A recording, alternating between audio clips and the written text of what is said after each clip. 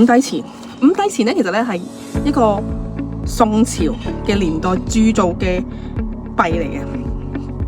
呢個咧，嗰個幣咧係外圓內方，其實係代表佢哋嗰陣時嘅意識形態做人嘅取向。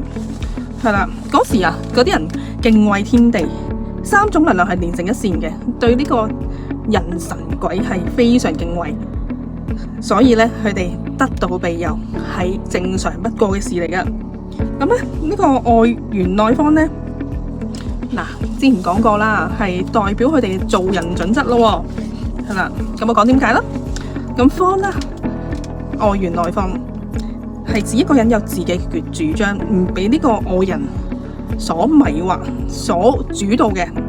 古代人嘅象徵意義啦，我哋一定要記住。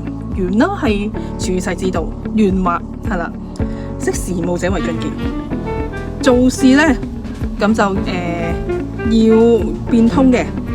咁相反，一個人啊過於圓滑狡猾啦，做事冇原則啦，兩頭擺啦，咁就都係一個唔得嘅做人方式。